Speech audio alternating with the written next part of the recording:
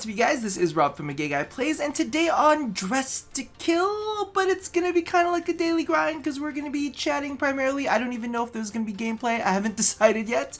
We're gonna be discussing Oberon Prime's aesthetic versus Oberon Feyarch's aesthetic, and you're probably sitting here wondering why we are looking at SANDR Prime, but we'll get to that in a second.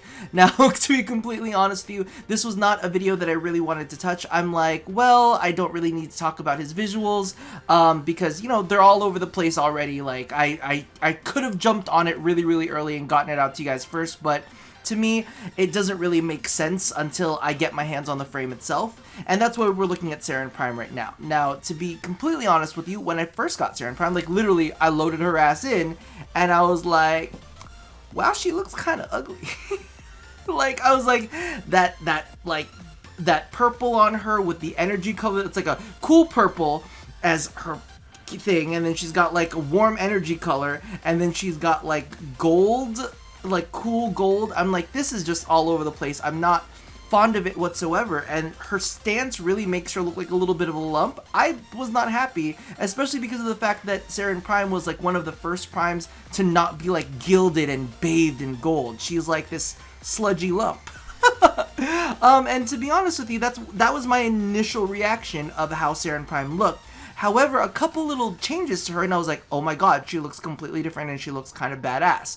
So one of the first things that I kind of want to go over is why I didn't really want to talk about Oberon Prime quite yet, because a lot of people were making some snap judgments. And here's the thing, aesthetics are aesthetics. Anybody can feel whatever way they want to feel about them. It's not, there's no objective ground for me to sit here and say, well, this is why it's better, this is why it's not better. It's just feelings. It's just completely feelings.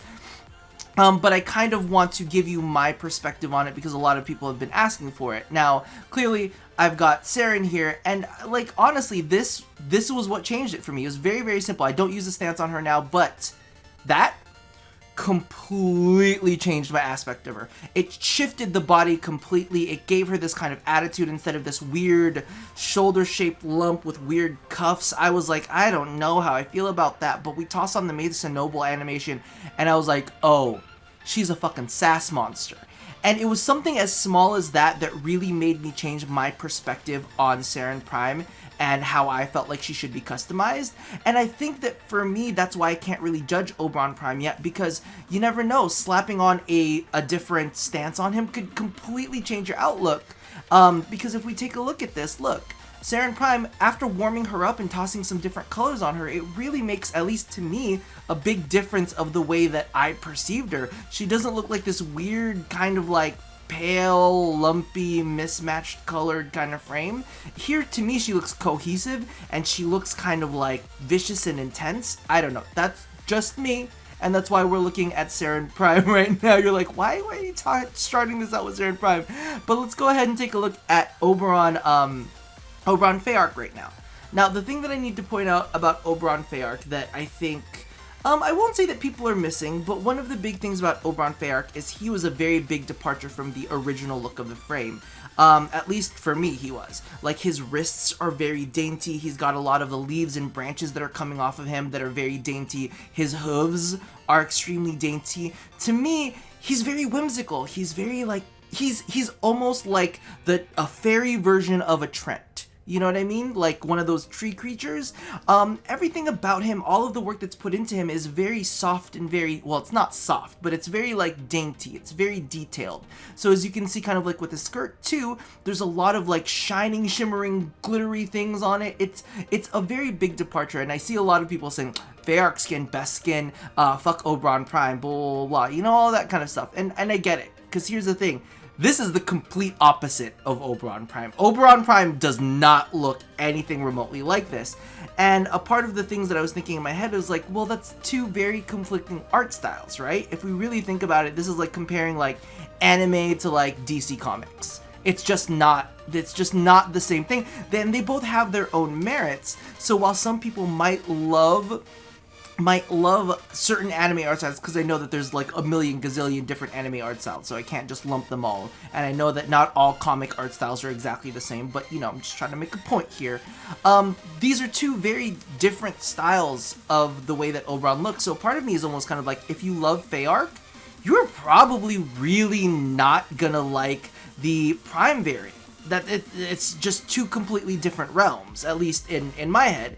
And as we talk, you know, like I said, aesthetics are completely personalized, and so if you love this is personalized to you. You know what I mean? Like, maybe you're the kind of person that loves to snack on sweets, right?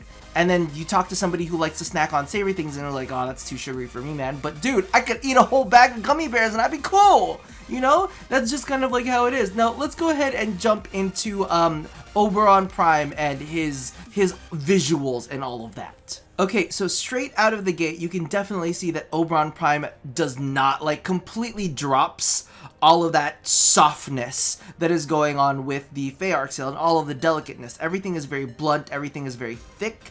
And the first thing that I want to point out is we literally went from, like, Trent, the defender of the forest, the king of the fairies, you know, into, like, Minotaur, defender of the labyrinth. And that's the cool thing that I really, really like, because DE tends to play around with these aspects of taking the same theme, but turning it on its head. You know, like we were talking about Equinox, how Equinox is very feminine in one aspect, and then very masculine in the other aspect, but they're both females. Both sides, you know, two different sides of the same coin. And that's kind of like how I felt with Feyarch versus Oberon Prime. Oberon Prime is like hardcore Minotaur. He's like in your face. He's got these crazy shoulder pads. He's very blunt. The things that I love about him, actually, you know what? We'll just do the overall feel. He literally went from Oberon, like this kind of almost like pale goat, you know, creature looking thing. You know, his initial color scheme was white, right? Or very creamy. And he goes from white to black. And it's almost legitimately like, we have placed you at the center of the labyrinth, and you are here to defend the labyrinth. You're here to take out anybody who tries to get through. And it's almost kind of like this good defender, the defender of the forest, the defender of the fairy realms, versus the defender of the labyrinth. You know, the creature that is going to come out and get you. Now, there's a lot of things, at least, that I absolutely love about this. I can appreciate both. Now, which one do I like better? It's honestly going to depend on the day, because they're too different for me to really judge in the same breath. Oberon's, number one, I love the hooves on Oberon Prime, and I want you to pay very close attention. I want you to pay very close attention to the helmet, because it's one of my favorite things on him. So he's got these two barbs that come up that are absolutely gold, and you can see the barbs are actually coming forward as well. So he's got a set here, and he's got another set here, and that theme is carried throughout the frame. And I love little things like that, kind of like what ended up happening with Valkyrie Prime. You saw all those kind of rings that came across her body, but legitimately, those were like piercings. So it was kind of like this almost tribal, we pierce ourselves kind of thing. But with Oberon, the theme is these bars that come through. So you can see with his shoulders, it's almost like the bars have come through him, and like the little spiky bits are pointing out. You can see in his little crotch region, like he's got the two barbs that come out, and almost like the neck region has the same thing. So I love that kind of like spiked barb look to it. It's just really, it makes him feel very ominous and very threatening. Let's take a look at the back. You can see more of the spiked barbs, and I love it coming out of the shoulders. Like, it looks really, really epic coming out of the shoulders. Now, if I'm gonna give criticisms, probably the parts that I like the least are the loincloth. And I don't know if that's a weird ribbon on his back or something, but I don't like it. It looks weird. It looks a little lumpy. It looks a little bit off.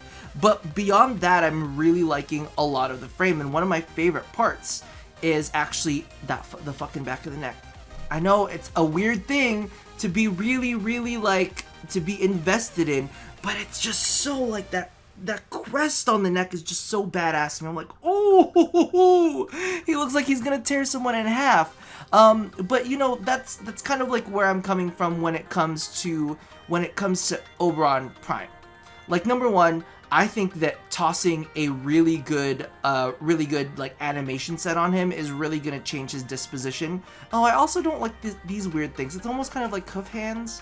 But I think he had hoof hands before too. I think they gave him hoof hands before.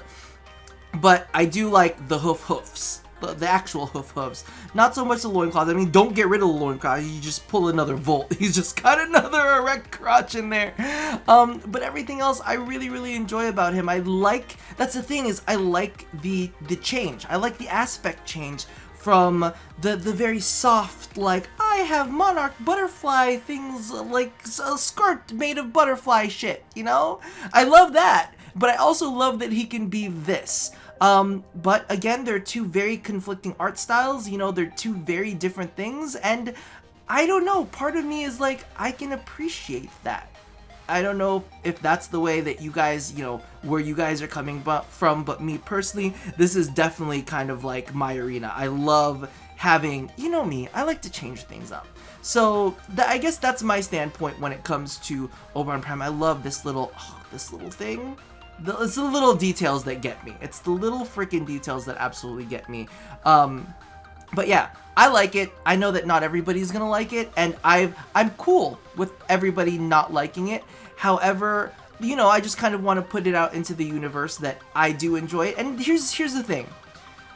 When we say everybody out there doesn't like it or everybody says they hate it, you have to remember that people who are upset are always the first ones to speak out.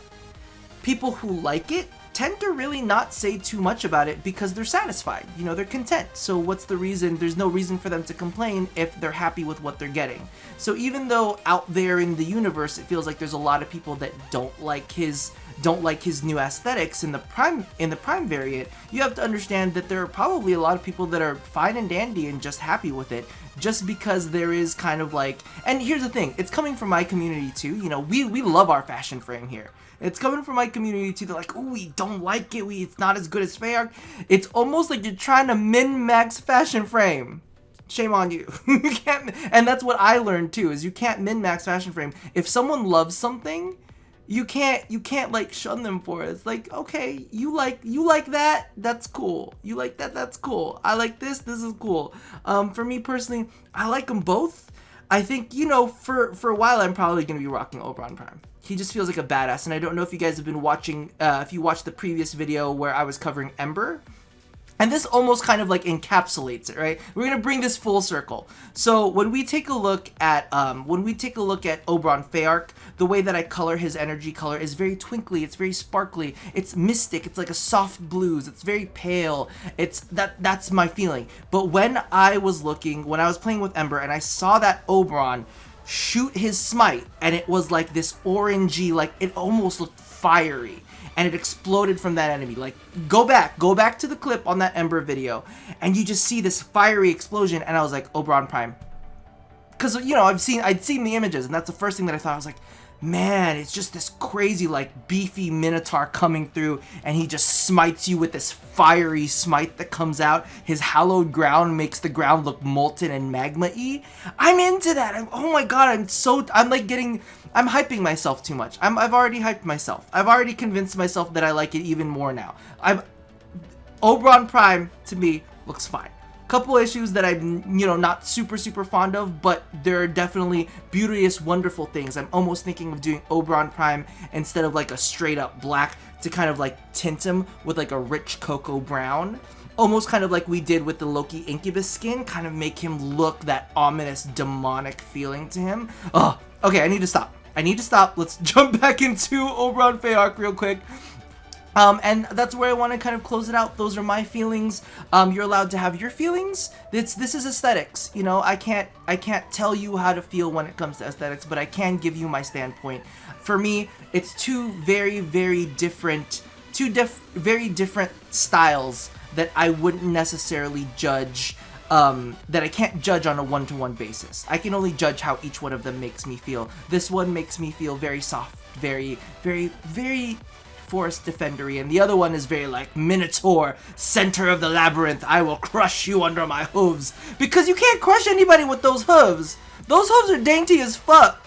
Like, you might be able to, like, well, I mean, I guess it's kind of like one of those needle things where you could put your dainty little hoof through their head because it's a smaller pressure point. Is that physics? I think that's physics. It's something like that. Anyway, I'm gonna let you guys go. I've rambled enough and taken up enough of your time. So as always, love somebody, hurt nobody, and try to see shit from other people's perspective. I will see you guys next time. And also touch your body. I'm not gonna let you get away from that. Touch your body. But I mean in private. Not like, well, I mean you could touch your body in public. But anyway, I'll see you guys next time. Bye-bye.